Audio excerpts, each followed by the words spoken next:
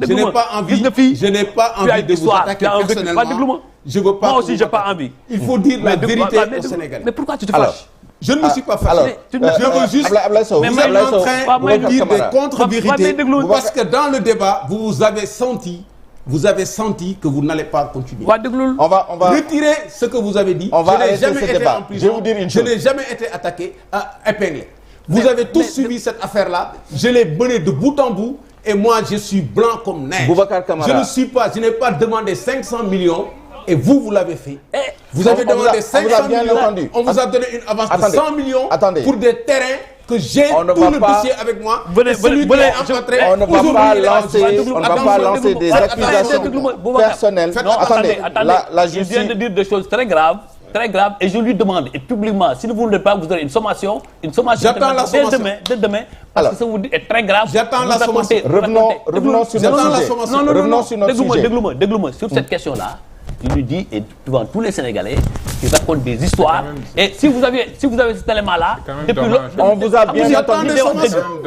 On vous a bien entendu. Attendez, Boubacar Camara et Abdoulaye Sow. Vous racontez des histoires. On vous a bien entendu. On reprend le débat Finko Bayon, c'est-à-dire si je vous entends bien. Attendez, Abdoulaye Sow, si je vous entends bien, ce que vous vouliez dire. Vous avez commis une grosse erreur. Ils vous ont induit en erreur. Personne. Boubacar Camara, s'il vous plaît. Parce que Abdoulaye Sow, s'il vous plaît. On vous a bien entendu. Je n'ai pas encore terminé. Lorsque vous parlez, vous l'avez laissé. Il a dit des choses extrêmement graves. Ne vous inquiétez pas sur l'équilibre. On vous laissera dire ce que vous avez à dire dans le respect mutuel, bien naturellement, dans le respect de nos téléspectateurs et dans le respect aussi Je trouve que quand même le débat est très déséquilibré. Il reprend la parole après. Ne vous inquiétez pas, nous avons encore du temps. On est là pour parler de l'état de la nation, c'est ça l'important. Nous sommes en plein incident et j'essaie de ramener le débat sur les sujets qui nous réunissent ici. On a bien entendu, on a bien compris votre démarche. C'est certainement pour dire que peut-être que ceux qui sont épinglés dans le rapport de la Cour des comptes peuvent contester le contenu. Si on s'arrête là-dessus, on peut continuer le débat, passer sur l'incident et le régler autrement et en dehors de ce cadre-là, et on poursuit notre débat. On a bien entendu les arguments des uns et des autres, et les Sénégalais jugeront si vous voulez bien continuer votre argumentaire, tout en évitant bien naturellement les attaques personnelles qui nous ont valu cet incident-là. Cette histoire-là, elle existe, il le sait. S'il vous plaît, si on peut passer là-dessus. Non, ce que je veux, c'est que cet incident soit clos, en tout cas dans ce studio, et s'il doit être continué, qu'il le soit en dehors de ce cadre-là. Sinon, on y passera toute la soirée, on n'en aura pas fini et ça n'aura pas avancé les Sénégalais sur l'essentiel. On était en train de parler du rapport de la Cour des comptes. Si on peut continuer là-dessus, ce serait au bénéfice de tous les Sénégalais. C'est un juge, dit-il, même si j'en doute, c'est un juge, dit-il, souverain, actori incombit probation. Je le défie. S'il est un homme politique aguerri, s'il est un homme de vérité comme il se prend, comme il est blanc comme neige, d'apporter la moindre des preuves et publiquement à cette télévision de mon implication dans toute affaire de foncier. Très bien. On vous a entendu. Personne aujourd'hui est demain Boubacar. On vous a entendu. Et je le défie devant l'opinion sénégalaise. Parce qu'il a parlé devant je le défie devant l'opinion de le dire.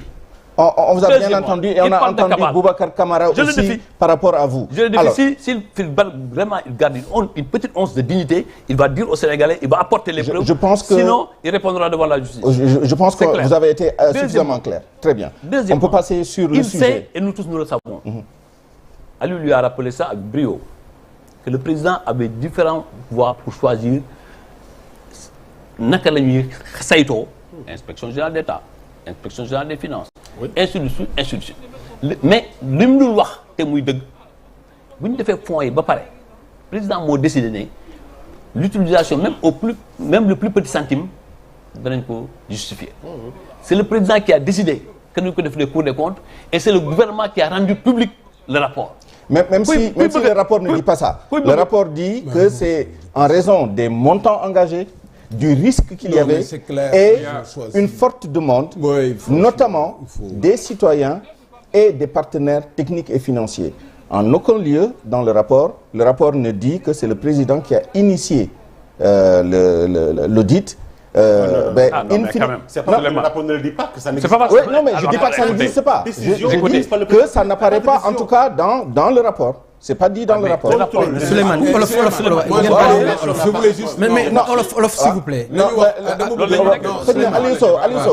Aliou Sow, ensuite Balla Moussa. Aliou Sow. Non, Aliou Sow, Balla Moussa. Non, Balla Moussa d'abord. Non, mais Balla Moussa d'abord. Non, mais on vous écoute. Non, attendez. Non, Abdoulaye. L'objectif de ce débat, c'est d'éclairer les Sénégalais. Oui. Dans le respect de l'équilibre. Et ne vous inquiétez pas, quant à l'équilibre, il y aura un équilibre parfait. En tout cas, jusqu'à date, il y a un déséquilibre. Très bien. Non, mais c'est in fine qu'on pourra juger de l'équilibre global ou pas. Si vous voulez prendre la parole... Non, parce qu'il y a un équilibre. On essaie de faire tourner. Non, on parle d'un sujet important. Boubacar, Balla Moussa,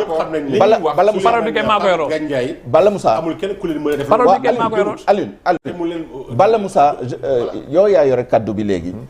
Ci liñ doon waxtaan dégg nañu li Boubacar wax lii Abdoulaye tontu même bu nekkee ni ku nekk si ñoom jàpp na ni parewul lu mu doon wax mais parole bi day tourner y a aucun problème yow lan mooy sa dégg-dégg ci li ñu wax li te bëggoon naa tamit bu ñu weesoo loolu ñu dugg ci économie parce que discours bi tamit dafa am poids économique bu rëy bu ci nekk pour la première fois président jël temps bu toll nii wax ci économie bu baax xuus si bu baax a baax bëgg nañ cee dugg mais ñu jeexal ci rapport Cour des comptes ak la question de la bonne gouvernance et de la transparence en général même bu nekkee tam wax na ci dans le cadre des industries extractives parce que tam mënuñu wax ni waxu ci dara mais sur la Cour des comptes ñu jeexal ci xëy na bu laajee ñu dugg ci yeneen aspect bonne gouvernance ak transparence ñu dugg ci mais si Cour des comptes bi merci beaucoup dama jël ndaw lu ñu yónni ci plateau te ndaw moom day mot li mu doon mbaa mu bañ ñëw donc du ma ñëw représenter une coalition di jouer les xaw ma nu ñu ko mën a waxee décoration. mënta nekk sax fii moom mënta ne waaw.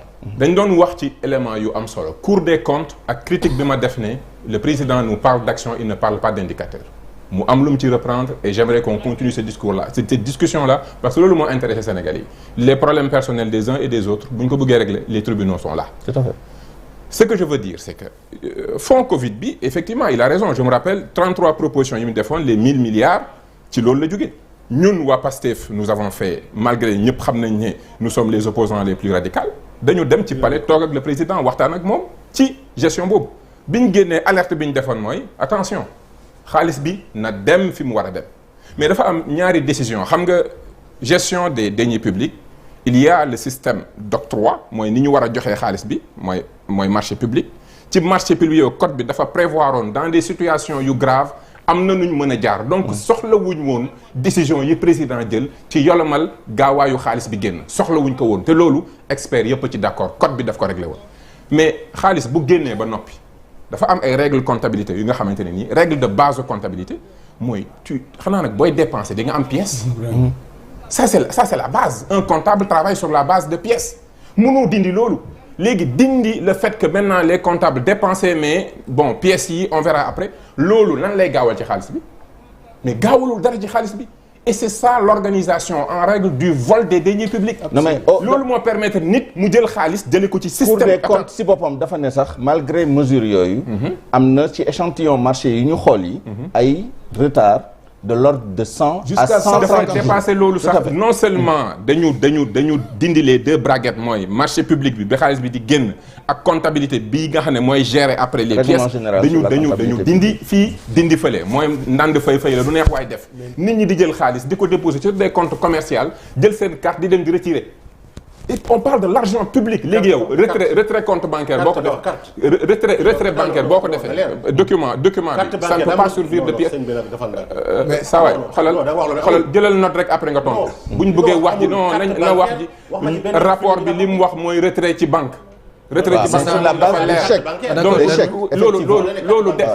loolu détail la effectivement loolu xoolal différence boobu détail la yàqul dara ci jëpp wax ji c'est ça li nga bëgg mooy diversion du ma ko nangu fi ma jàpp fi ma joxoñ foofu laay continuer on le note et on passe fi ma joxoñ foofu laay continuer parce que ça fait mal mooy ces retraits d'argent sur la base de chèques qui ne sont pas une justification d'une dépense wax naa ko sànq gestion axée sur les résultats on te donne un budget action boo xaalis boo génne dafa war a lié à une action dafa war a am une pièce comptable mën naa comprendre nga allégé ne xaalis bi war a génne mais quand même les pièces comptables na fi nekk pour ëllëg kenn ku nekk ne xaalis bii kat ci action bii la ci secteur bii la nii laa ko defee mais gis nañ sax ne y a un montant important qui a été dépensé mais qui n'a rien à voir avec élément Covid-19 bi. loolu mi ngi ci rapport bi. plus de 19 milliards. Plus de 2 milliards. Mais j'entends la communication gouvernementale qui nous dit bon c'est 6%, 7%. Mais 6% de 1000 milliards, c'est quand même 60 milliards. ñoom ñëpp ki ci nag bu ñu doon liggéey ba ñu retraité, peu d'entre eux auront réalisé 1000 milliards. Mais Balla, une question politique sur cette affaire. Oui. Yéen waa Pastef ci li ngeen di wax vous êtes un peu partout, vous êtes au courant de tout, etc. Étiez-vous au courant de ces choses-là en dehors du rapport?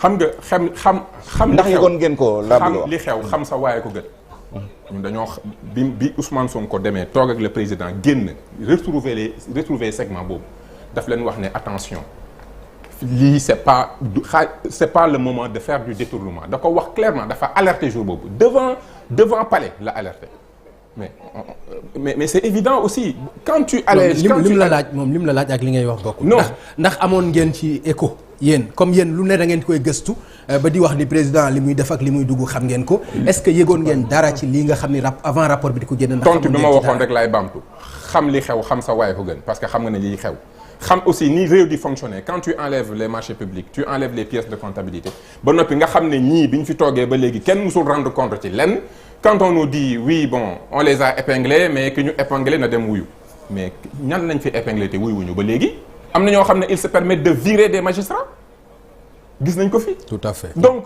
nañu waxante dëgg gis nga moo tax ñun débat bi duñ ci li c'est important que ñu taxaw ci parce que alalu sénégalais yi la mais duñ ci rey suñu bopp parce que xam nañ ne koo xam ne mi ngi ruumandaat 3e mandat du kooku mooy jël ay ministres am di leen tëj parce que xam nañ ñu réew mi di demee les ministres koo ci gis muy campagne alal ji muy campagne da lay leer ne liggéeyu ko on sait comment ça réew mi xam nañ muy fonctionner il n'enfermera personne de ces ministres. parce que depuis août. mais bu doon loolu la xam nga nit nga président bu am vision du développement am sa vision am xam-xam wala ay borom xam-xam wër la nga ne yow lii mooy sa vision lii mooy samay objectif alal ji nañ ko def ci action yi parce que action yi day impacter sur les Sénégalais mais kooku da nga soxla les corps de contrôle parce que mënoo nekk fépp un président n'est pas omnipotent corps de contrôle rek ñoo la mën a wax ne ministre tel mi ngi jël alal ji di ko def lu mu warul def comme ça nga rëkk dingam ñëpp jub waaye jàng yoo xamante ne nii njàng yi kenn ku ci nekk mën mais loolu surtout liggéeyu assemblée nationale la te yéen a nga fa am fa tey jii taxawaay bu am solo évaluation des politiques